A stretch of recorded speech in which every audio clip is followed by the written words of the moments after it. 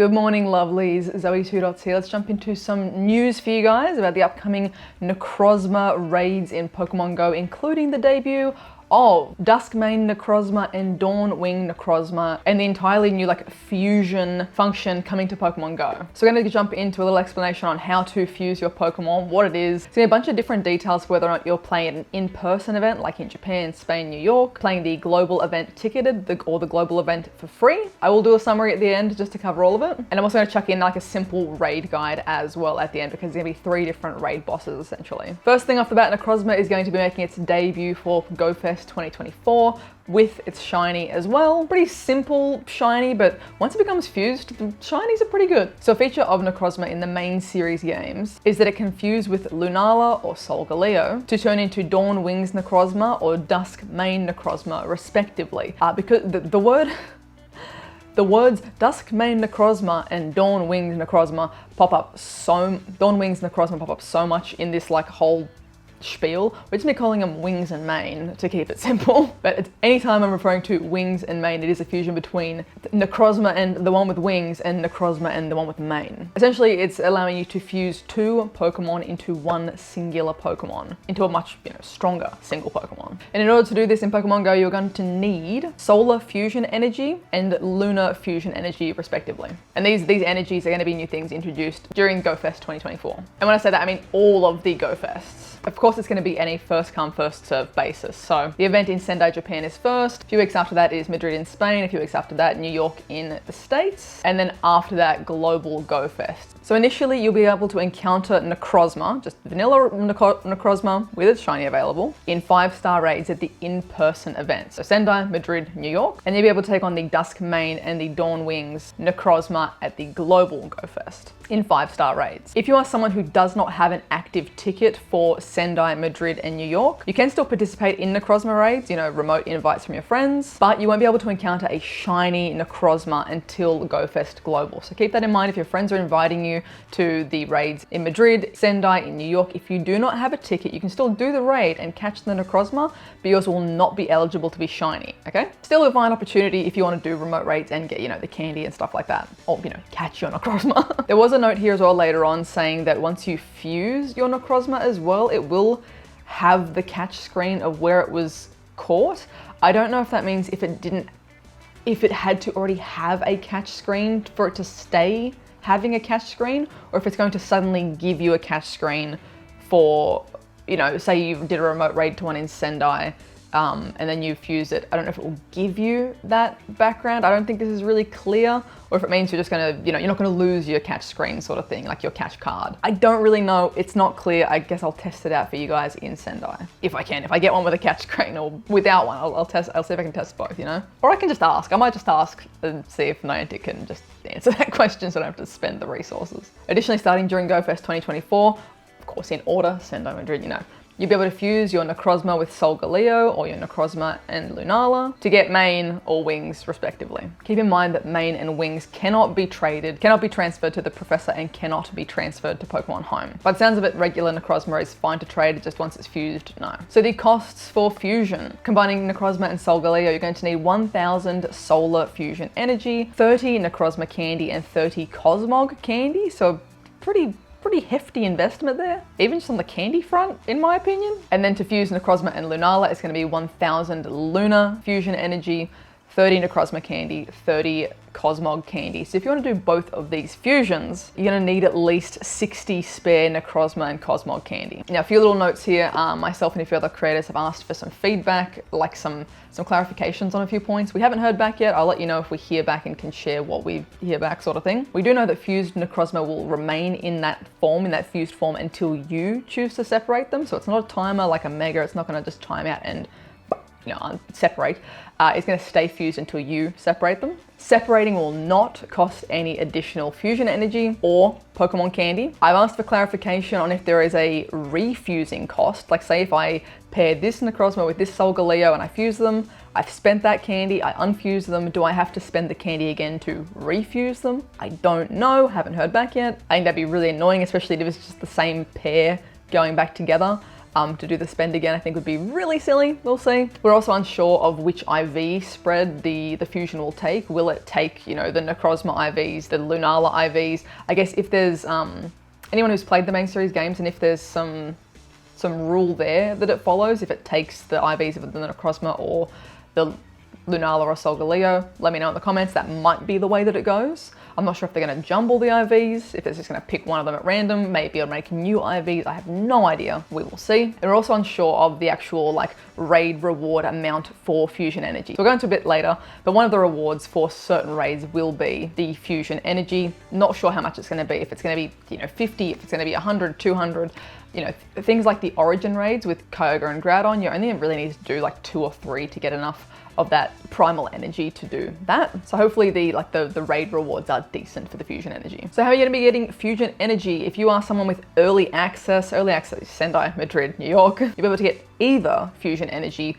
from a branching special research. So I believe you're going to be picking, you know, pick your path, you know, Lunala or Solgaleo, and that's going to be rewarding you with that flavor of fusion energy. And then once global happens and those fusion Pokemon are in the raids themselves, you'll be able to earn the fusion energy by defeating main or wings in the raid battles, or by completing ticketed research tasks. So free, besides the cost of a raid pass, or use your free pass, free global, do the raids, paid global, you get research on top of that. For the attacks, main is going to have Sunsteel Strike, and wings is going to have Moongeist Beam. Here's some info for people with tickets to the in-person events, Sendai, Madrid, New York. If you have a ticket to those events, you'll be able to participate in this special research that I mentioned, and it will give you enough solar, energy.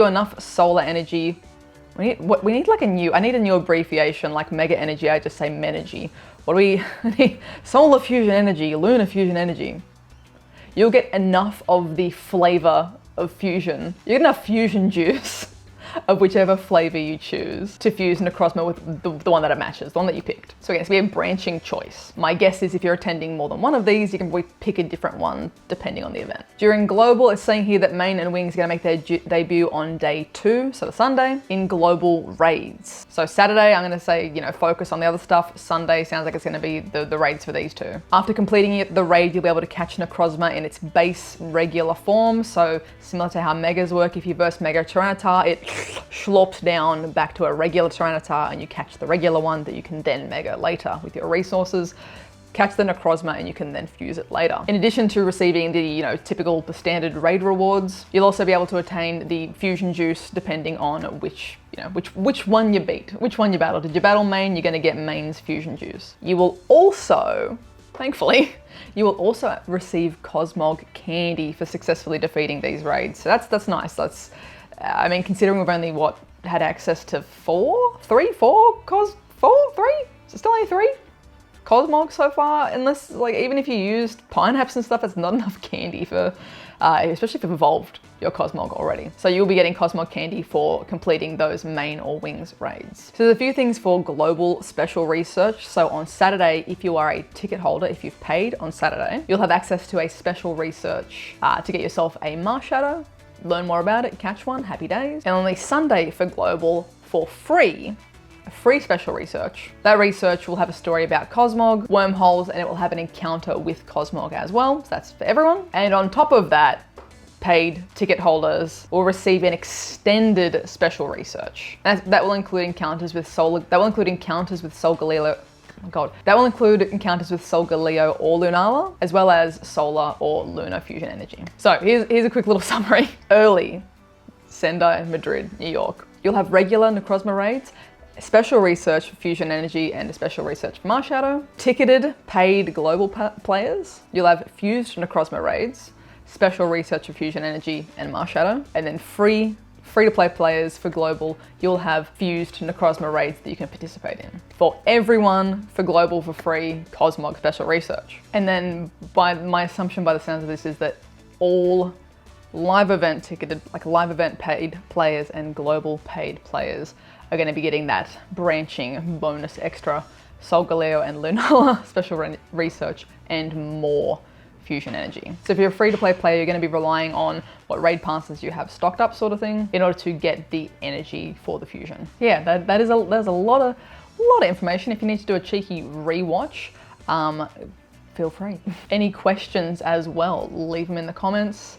I'm sure there's gonna be like plenty of things that we haven't thought about for clarification, so the more that we can like find out in advance, the better. And hopefully we can get those answers to you guys. Just quickly as well, I don't think I've mentioned it like outright yet, but I will be attending Sendai, Madrid and New York Go Fest. So I will see you lovelies there.